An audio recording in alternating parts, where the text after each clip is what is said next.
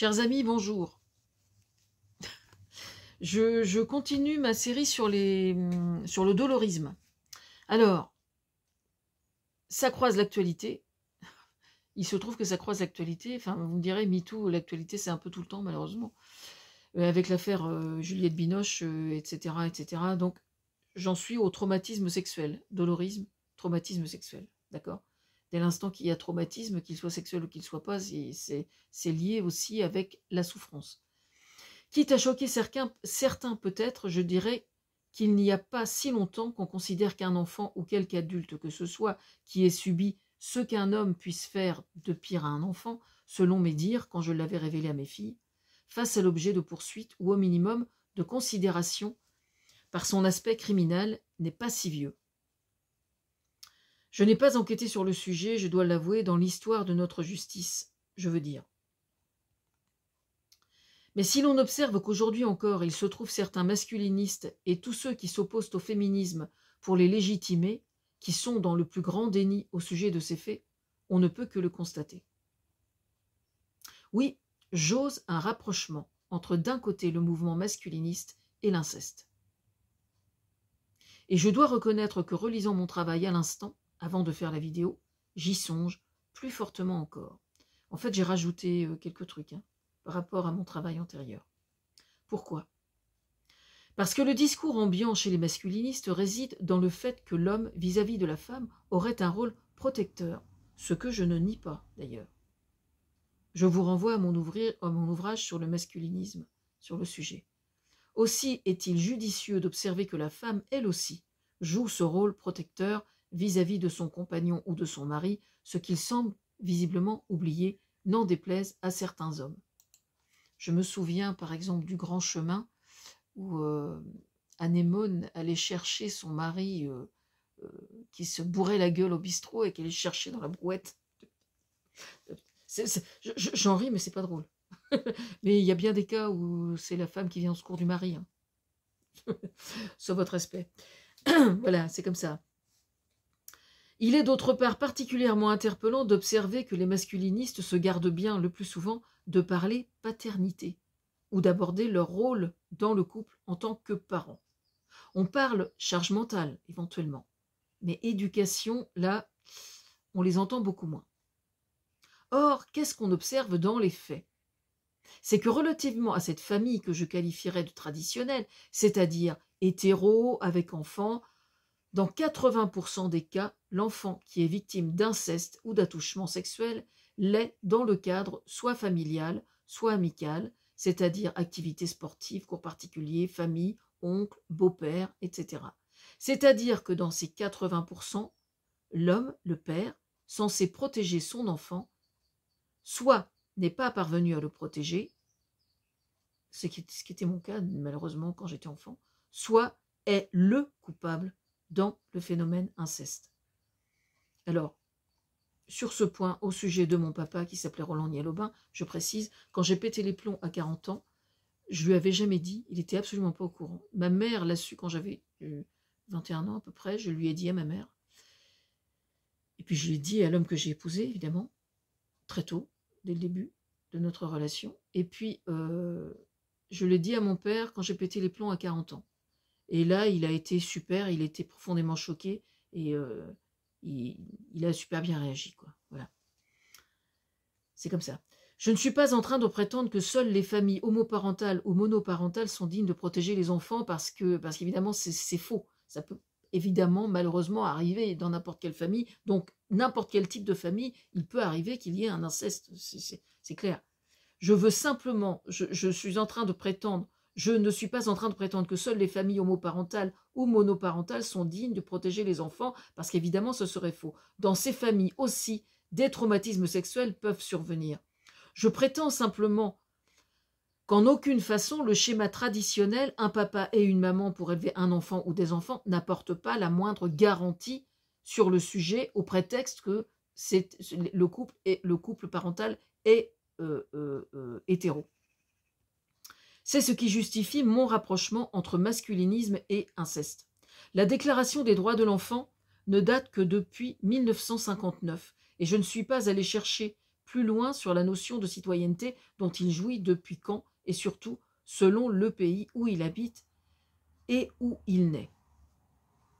Je suppose que sur ce point, Vladimir Poutine, adepte du masculinisme, pourrait peut-être nous en dire beaucoup sur le sujet, quand on observe qu'il envoie voler des enfants ukrainiens pour fabriquer des futurs soldats qui se retourneront peut-être un jour contre leurs propres parents ukrainiens à qui on est allé les voler.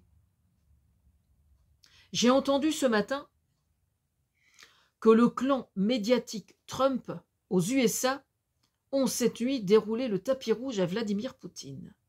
Entretien pendant lequel il a déployé son sens de l'humour. Alors, il faut aller revoir les vidéos d'hier où j'en parle justement, où je taille une croupière à Trump. Certes, s'il suffisait d'en rire. Adolf Hitler aussi avait, paraît-il, le sens de l'humour.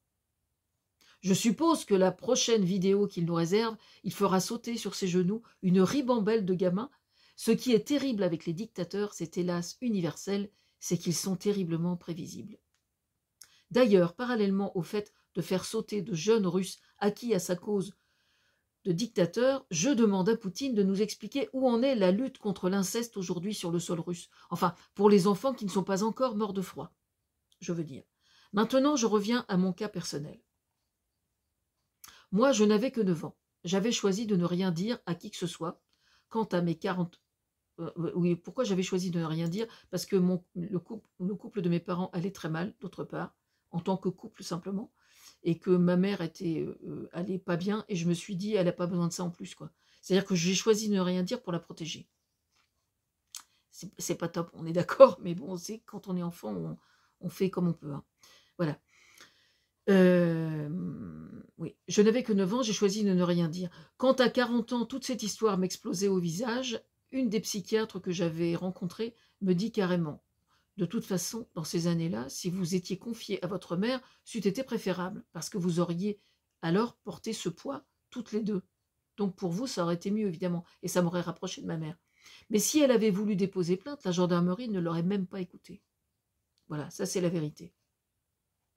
Et si aujourd'hui encore, malgré la vague MeToo, autant de femmes préfèrent tout cacher et n'en parler à personne, ça vient bien de quelque part. Ça signifie qu'encore, de façon inconsciente, dans l'esprit de beaucoup, y compris chez certaines femmes, je le précise, après tout, c'est pas si grave. Ne riez pas, c'est ce que pensent certaines. Hein. Disons que ça n'est pas si grave que ça, d'autant plus qu'on n'est pas touché personnellement, quoi. C'est ça le problème. Personnellement ou dans ses proches. Moi, il y a des tas de gens dans mon milieu, là, qui n'ont jamais su, quoi. Ce qui m'était arrivé, qu'ils le savent maintenant depuis quelques années, avec ce que je trifouille sur Internet, ils le savent, quoi. Mais qui sont... Ah bon? Parce qu'il y a eu d'autres victimes aussi, hein, à l'époque. Oui, je suis assez dur, je parle des femmes, là. Oui, je suis assez dur sur le sujet vis-à-vis de vous, mesdames. Quand on observe politiquement certaines d'entre elles cautionner la position masculiniste, même si ça relève du non-dit, on est en droit de se poser quelques questions. Et oui, on peut être femme et conne à la fois, femme et toxique. Oui, femme est très toxique, y compris vis-à-vis des autres femmes. En vérité, les traumatismes sexuels laissent des traces de façon extrêmement diverse, voire inattendues, chez toutes les victimes, et ceci de façon d'autant plus profonde, et je dirais perverse, au moins autant que le sont les coupables, que la victime est jeune. En effet, un très jeune enfant, un ado, sont des adultes en formation constante, qui se construisent aussi en appui vis-à-vis de ce qu'ils vivent et des personnes qui les entourent et avec lesquelles elles sont en interaction. C'est ce qui explique la complexité dans le cas d'une Juliette Binoche, par exemple, qui pointe du doigt la relation équivoque qui existe toujours entre une adolescente et la maîtresse d'un homme beaucoup plus vieux. Et le fait d'être la maîtresse d'un homme beaucoup plus vieux. Je dis bien équivoque. C'est vraiment ce qu'on appelle des zones grises. Mais c'est pas parce que des zones sont grises qu'on ne doit pas aller y voir. Bien au contraire. Mais c'est là que ça devient complexe, justement. J'y reviendrai. Merci pour votre courage à toutes. Revenons à l'enfant. Le ressenti alors, pour commencer, n'est rien de moins que le sentiment d'être mort. Moi, ça, je l'ai vraiment vécu. Sentiment que j'ai énormément ressenti pendant une bonne partie de mon enfance, surtout, et pire encore à l'adolescence, et qui est difficilement compréhensible pour quiconque ne l'a pas vécu. Je ne prétends pas que seuls ceux qui l'ont vécu peuvent comprendre. Je comprends simplement que ceux qui l'ont vécu en ont une perception plus pointue, précisément ce qui est différent. En effet, un acte pédophile ou un viol laisse le sentiment d'avoir vu son statut d'être humain et vivant, même, entièrement bafoué, au point qu'on n'ait plus le sentiment de n'être qu'un objet entièrement mort. En gros, un sextoy. Aux yeux de celui qui s'en est rendu coupable et qui quelquefois récidive ou le perpétue au sein de sa propre famille, comme dans le cas courant de l'inceste. Ce que tout le monde ignore d'ailleurs réside dans le fait qu'on est déshumanisé au point qu'on n'appartient plus à aucun groupe de façon consciente. C'est pour cette raison qu'il faut en parler, quelle que soit la gravité du problème. Parce qu'alors, on n'est plus seul. On est plusieurs à porter le fardeau si lourd sur les épaules d'un enfant. Il y a le reste de l'humanité et vous qui intérieurement êtes morts. Donc c'est pas facile. Alors, évidemment, certains me diront, mais comment personne ne s'est aperçu de quoi que ce soit? Parce qu'on fait semblant. On fait semblant pour donner le change, bien sûr. Et on le fait d'autant plus volontairement et stratégiquement qu'on a choisi de ne rien dire et qu'on veut sauver les apparences et laisser ne rien paraître. Moi, je voulais protéger ma mère, donc je faisais tout pour qu'elle ne voie rien, quoi, en fait. Bah oui. On souhaite aussi, comme n'importe quel autre enfant, être à la hauteur des espérances de nos parents, bien sûr. Sauf qu'on part précisément avec un énorme handicap comparativement aux autres, et que nous sommes bien les seuls à en être conscients. Les répercussions sur le corps par le phénomène de somatisation sont assez diverses. Maladie de peau, tous les troubles de l'alimentation, de l'anorexie à la boulimie, avec l'obésité que ces troubles induisent. En effet, 70% des personnes, hommes ou femmes, souffrant d'obésité auraient subi une agression sexuelle, quel que soit leur âge. Je dis bien 70%. Beaucoup de problèmes de santé, pour tout dire, peuvent trouver leurs origines dans ce type de traumatisme. Leurs variations sont à l'image de la particularité qui singularise les victimes les unes par rapport aux autres. Les maladies chroniques qui y trouvent souvent leurs origines, elles sont diverses et se produisent alors par le phénomène de somatisation dont je parle dans un autre chapitre. Mais parallèlement à ces somatisations, c'est l'aspect psychologique alors qui est le plus parlant, dans ce que le traumatisme altère l'image qu'on ait de soi, mais aussi dans l'image qu'on ait des autres, notamment le sexe opposé. Je veux dire, il ne faut pas s'étonner que des femmes aient autant de difficultés avec les hommes, vis-à-vis des hommes, si elles en ont été victimes, quoi. Malheureusement. Mais ça, là, il faut un gros travail avec le psy, hein, et ça ne se fait pas du jour au lendemain, hein, je peux vous le dire. Je sais parce que je l'ai fait. Le ressenti alors d'être mort altère ce qu'on appelle le noyau, enfin ce que moi personnellement j'appelle, c'est des termes à moi ça, le noyau dur de l'estime de soi. Émerger de façon forte et durable d'un tel traumatisme demande bien des années, voire plusieurs décennies. Moi personnellement, il m'a fallu 10 ans chez le psy, et au départ plusieurs internements psychiatriques, et puis tout le travail que j'ai fait en écrivant à Thomas Fersen. Voilà. Mais c'est réalisable, j'en suis la preuve, et je ne suis pas la seule. Pour ce qui concerne l'apparence et le fait de veiller à donner le change dont je parle plus haut. Rétrospectivement, je l'ai expérimenté. Certains signes extérieurs, pourtant, doivent alerter. On appelle ça des signaux faibles. C'est-à-dire que, consciemment, j'étais parfaitement consciente que je faisais tout pour... Je jouais la comédie d'une certaine façon, parce que je ne montrais pas, je faisais tout pour ne pas montrer mon malaise. Mais de façon inconsciente, après, dans tout le travail thérapeutique que j'ai fait, je me suis rendu compte que j'envoyais des messages et je me souviens très bien que je faisais tel truc en observant ma mère et en attendant qu'elle dise quelque chose. Vous voyez ce que je veux dire? C'est quand même dingue, quoi. Bref, des signes qui auraient dû donner l'alerte ou montrer qu'il y avait un gros problème. Revoyant des photos de moi enfant, le peu qu'il y ait d'ailleurs, j'étais assez maigre. Je ne souriais jamais sur les photos d'ailleurs. Et je pense que j'ai traversé des moments d'anorexie, probablement, un peu. Un peu, hein. Mais ouais, j'étais quand même pas épaisse. Hein.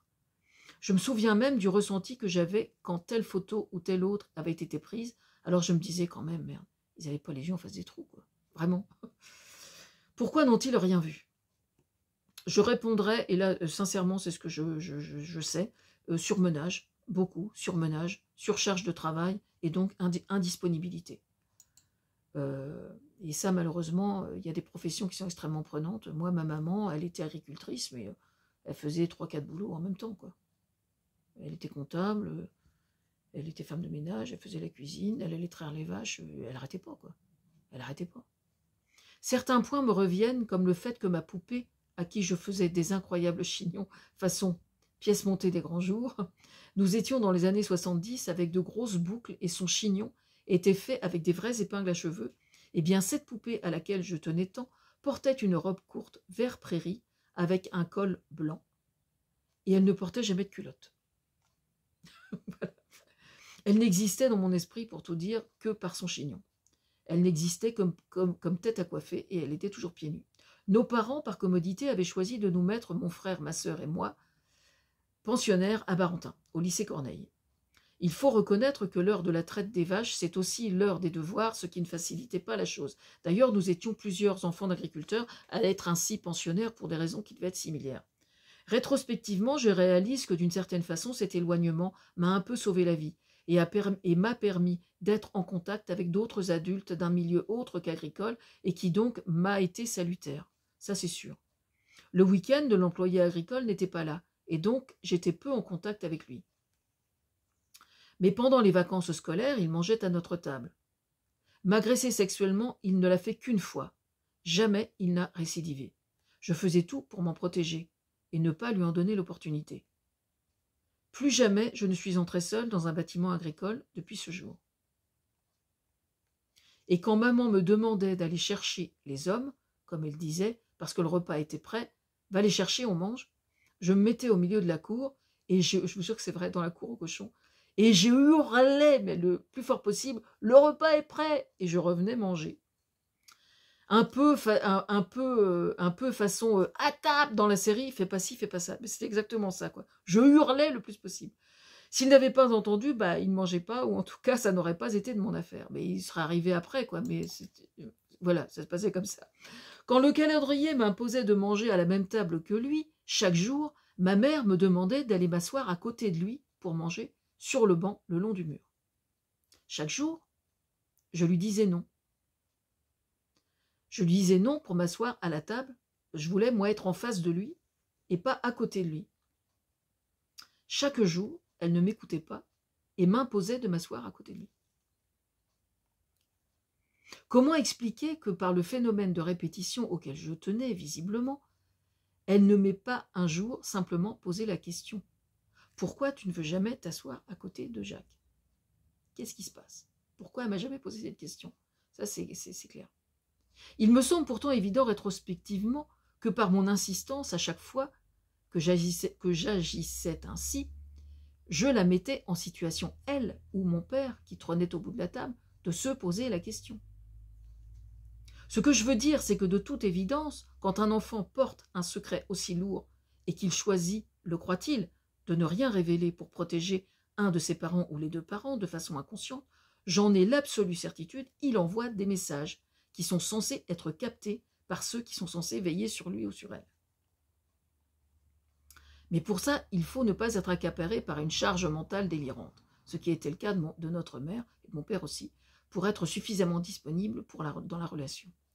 Un enfant qui refuse de rejoindre ou de se retrouver seul avec un adulte, ou qui fait savoir qu'il préférerait éviter, ça doit interpeller. D'office, ça doit interpeller. Attention, hein, ne me faites pas dire ce que je n'ai pas dit, ça ne signifie pas qu'il s'agisse de faits aussi graves, je le précise. Mais d'office, ça doit alerter. Il faut comprendre pourquoi. On a vu le cas encore dans le film Les Chatouilles de Andréa Bescon, et ce fait est extrêmement courant. C'est-à-dire que l'enfant envoie des signaux faibles. Et ces signaux faibles, il faut les décrypter. L'enfant dit non, je ne veux pas y aller. Et les parents insistent alors que l'enfant dit quelque chose.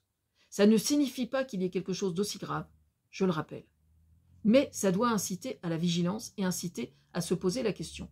Pourquoi simplement tu ne veux pas y aller?